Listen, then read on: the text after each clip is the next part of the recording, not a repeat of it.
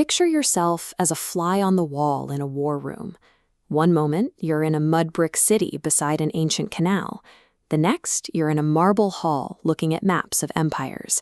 Then a bunker with crackling radios, or a modern command center staring at live satellite feeds. The outfits change, the weapons evolve, but the emotional soundtrack stays exactly the same. Modern war can appear to be an incomprehensible machining of geopolitics and treaties, but underneath the complexity, it is built on a very short, unchanging list of raw human psychologies. Almost every major conflict begins with the same few sentences. That land is ours. If we don't hit them first, they'll hit us. We cannot live with that humiliation. God is on our side. If we fail to recognize these motives, we are more likely to fall for the exact same traps that have triggered wars for 4,500 years. We start 4,500 years ago in Mesopotamia, where the first raw motive, scarcity, appears in its simplest form. For the city-states of Lagash and Umma, survival depended entirely on control of the irrigation canals. This boundary dispute over water resources resulted in organized, lethal violence. This limestone monument serves as one of the earliest receipts for war, showing a ruler leading a phalanx of troops over the bodies of their enemies to secure the city's water rights. In the Bronze Age, we see a second motive, status and prestige. Near the city of Kadesh, Ramesses II clashed with the Hittite Empire. Both sides were fighting to project strength, protect their influence, and avoid the appearance of weakness. The massive battle ended in an inconclusive stalemate. That prestige rivalry produced a remarkable artifact, the oldest known surviving peace treaty. Even ancient empires reached a point where they needed formal, diplomatic paperwork to legitimize their status and secure their borders. The third motive is fear. During the Peloponnesian War, the historian Thucydides observed that the growth of Athenian power inspired alarm in Sparta, making war inevitable. It is a logic of mutual distrust. One side arms for security, the other sees those arms as a threat, and both sides sprint toward disaster. In the ancient world, these core drivers operated in plain sight.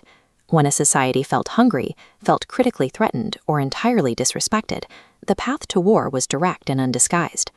By the Middle Ages, the fourth pillar, ideology, began to tangle with these pure motives.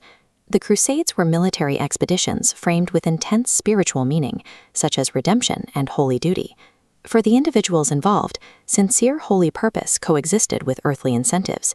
While fighting for their beliefs, participants were also navigating the politics of prestige and the economic energy of an expanding Europe. In early modern Europe, these motives were systematized. The 30 Years' War turned religious identity and individual dynastic ambition into a web of overlapping alliances, making the violence much harder to stop once it began. World War I represents the ultimate example of systems overriding individuals. A single assassination by Gavrilo Princip sparked a crisis that was quickly accelerated by imperial competition and a rigid web of alliances. There is a popular myth that the war began simply because the assassin happened to be eating a sandwich when the Archduke's car passed by. History is chaotic, but there is no evidence for the sandwich story. The real driver was the rigid militarism of the great powers. These rigid industrial alliances locked millions of men into prolonged, mechanized slaughter. The systems of the 20th century made it incredibly easy to trigger a global conflict, and devastatingly difficult to turn it off. History had reached a point where localized border disputes were eclipsed by massive, automated systems. Alliances now acted as accelerators, making violence easier to trigger and much harder to stop. In the 20th and 21st centuries, we see stacked motives, where resources, fear, and status operate simultaneously behind a layer of modern geopolitical language. World War II stacked ancient territorial expansion with an explicitly racist ideology. Adolf Hitler pursued living space in a project of domination that was framed as much by belief as by security.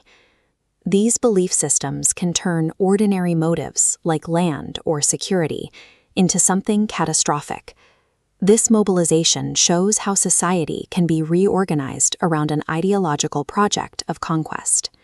The Cold War introduced the logic of the proxy war, where superpowers backed local combatants in places like Korea and Vietnam. Local history was fused with a global geopolitical strategy, turning local battlefields into moves on a global chessboard. The resource motive returned to the forefront in the Persian Gulf War. The invasion of Kuwait was directly linked to the pursuit of oil wealth and debt cancellation, proving ancient greed still dictates modern movements. Today, the Russia-Ukraine war follows this same pattern. Ancient territorial grabs are framed with complex legal justifications and claims of protective security, even as the physical reality on the ground remains one of complete urban destruction. Modern conflicts are a dangerous group chat where pure ancient motives, greed, fear, and pride, hide behind thick layers of political complexity. Leaders almost never present raw motives to their people.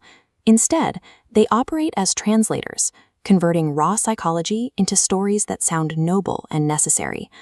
A naked resource grab is translated into a historic claim. A preventive war based on fear is sold to the public as self-defense.